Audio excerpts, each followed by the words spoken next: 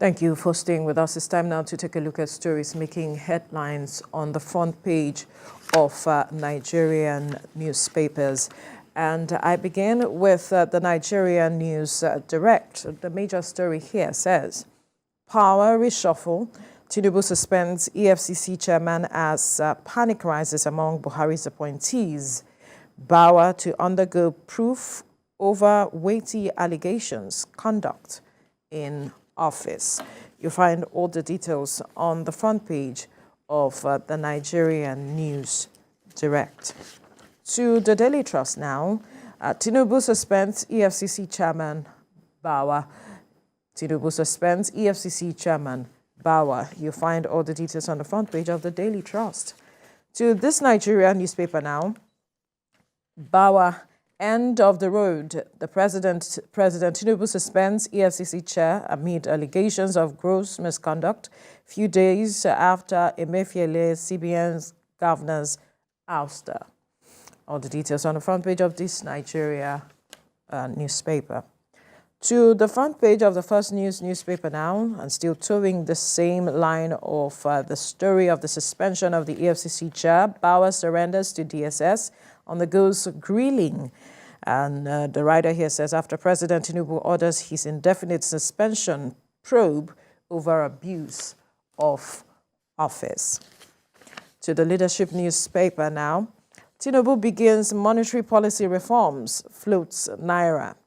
Tinubu begins monetary policy reforms, floats Naira. You find all the details on the front page of the Leadership newspaper. Mike. All right, I have the Nation newspaper here, and it's saying CBN abolishes multiple Naira dollars exchange rates, right? That's the Nation newspaper. CBN abolishes multiple Naira dollar exchange rates. A market-driven currency regime excites financial experts. Okay, that's what the Nation newspaper has. And from there, let's go to This Day. This Day newspaper says CBN abolishes multiple exchange rates.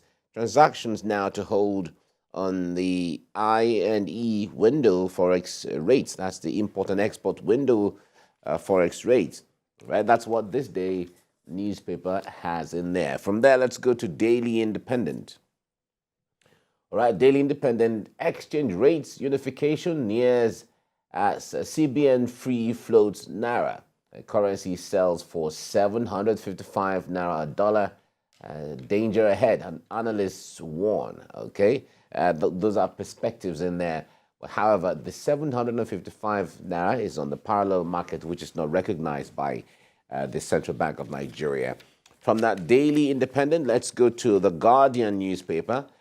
Guardian newspaper says Naira slumps as CBN commences rates harmonization faces supply hurdle. Naira slumps as CBN commences rates harmonization faces supply hurdle. Okay, on the infograph then front you will see the rate of the Naira since the regime of former President Olusegun Obasanjo in 1999 and how the Naira has fared all that time until now. That's the Guardian newspaper. Now, the Punch newspaper is the next one now. Punch newspaper is talking about the same thing. It says, a currency floating, private sector economists back CBN, Naira falls to 661 to a dollar. All right, Naira, there's a currency floating. It talks about private sector economists back CBN Naira falls to 664 Naira to the dollar. Okay, that's what the Punch newspaper has. Business Day. Business Day says market thirsts for dollar supply after Naira float. Market thirsts for dollar supply after Naira float. That's what the Business Day has. And from there, let's go to the Blueprint. Blueprint newspaper. It's saying that how Okowa embezzled Delta's 13% derivation funds. Clark is quoted as saying this. Right? Says a misappropriation by Niger Delta governor's course of militancy. Okay, that's what it says there. And that's the last one I'm seeing from this perspective. Veronica?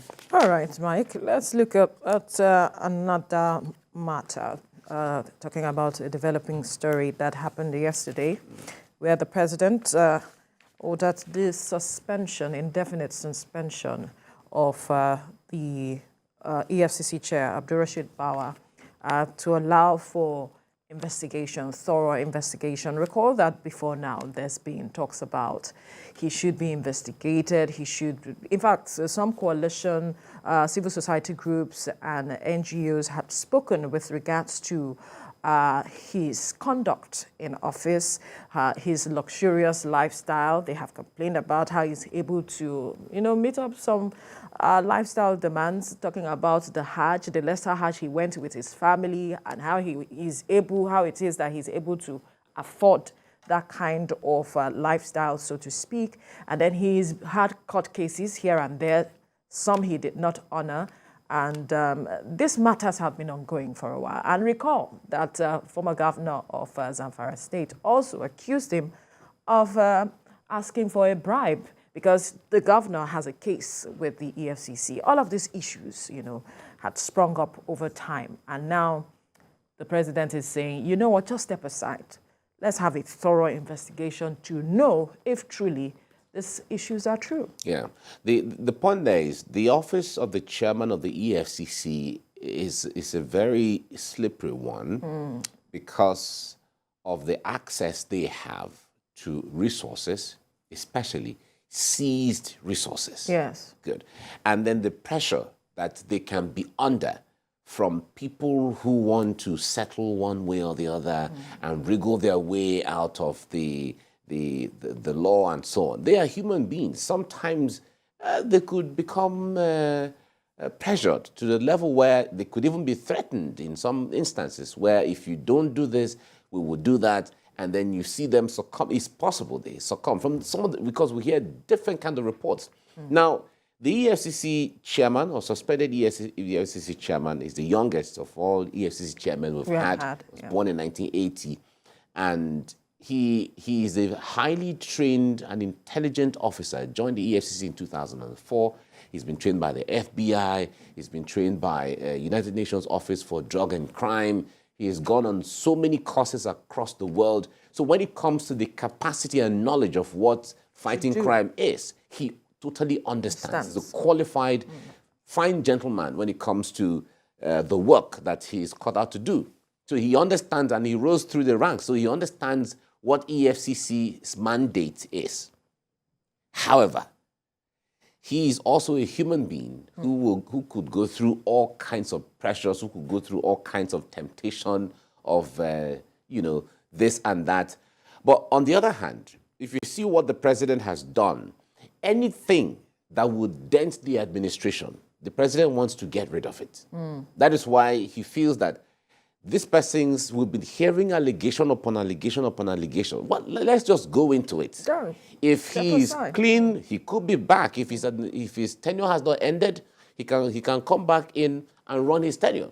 But if he's not clean, then let's keep him aside and sanitize the system.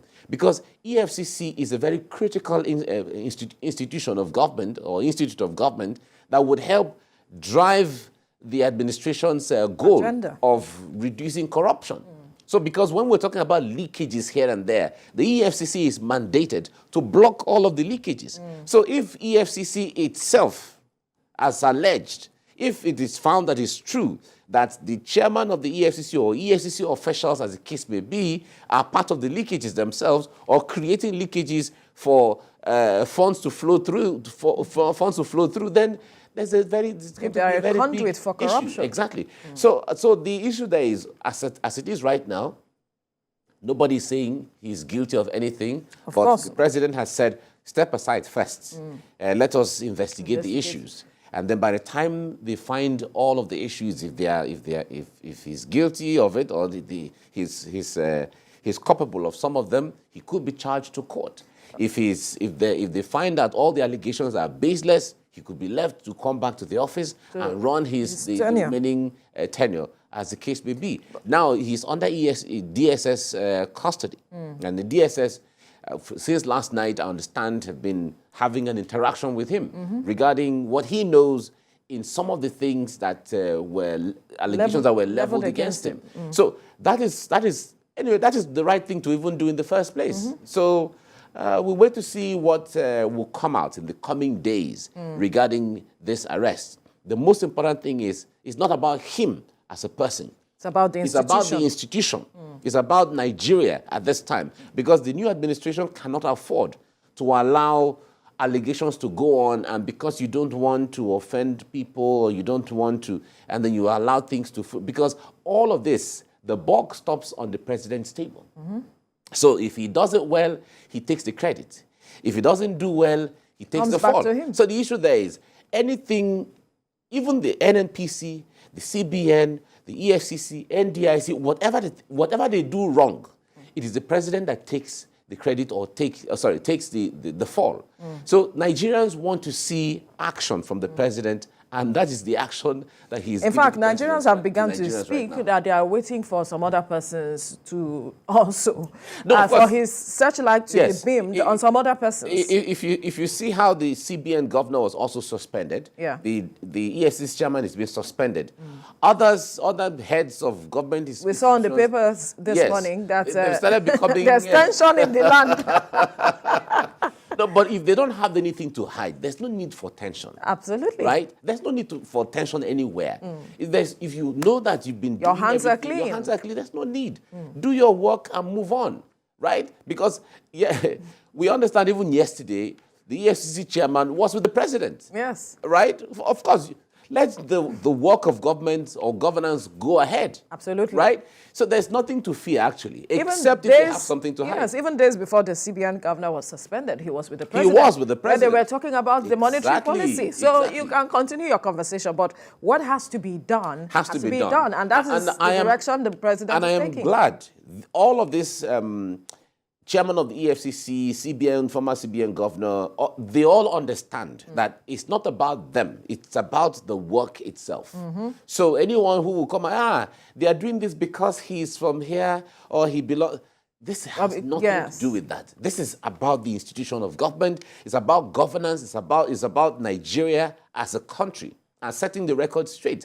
Because when you hear people from outside say, Nigeria is corrupt, when you hear Nigerians are corrupt, this is sending signals to the world that we are not ready for all of those anymore. We are better than the way people outside paint us to be. Absolutely. We are far better than that. Nigerians are some of the most intelligent people around the world. We are very resilient and we are very hardworking people.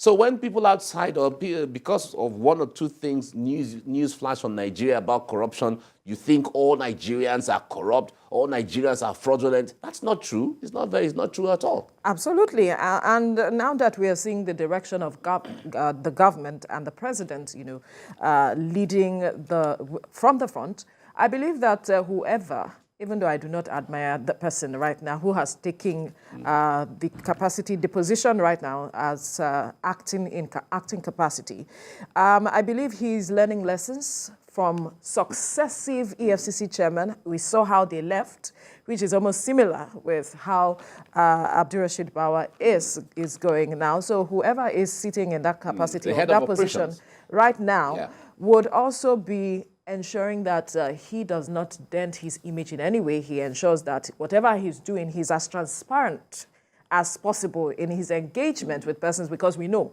there are those who want to set traps for you. There are those who want to do things. It's normal. It's a normal thing, but then you need wisdom right now to manage that position. Yes, we recall the days of Dora Kunyili when she was at NAFDAC. Yes. She mentioned how she has been under pressure. There were threats to her life. In fact, there was a time that she was shot at. And so the point there is, in fact, you recall the book by former Minister of Finance, Ngozi Okonjo-Iweala, Fighting Corruption is Dangerous. Yes. I read that book, and in some of her narrations, she tells how her family, her mom, her parents were kidnapped. Yeah. So it's not easy, but the body language of the president, because the president is the commander-in-chief, the body language of the president sends signals to everybody who is involved. Direction, yes. And as it is right now, it is not business as usual anymore. So if you see what's going on right now, it tells you that even those whose hands are not clean will begin to go and wash their hands. Of course, let us go and wash our hands. The things we used to do, we don't want to do again. The Please, we things are I okay. used to do, I do them no more.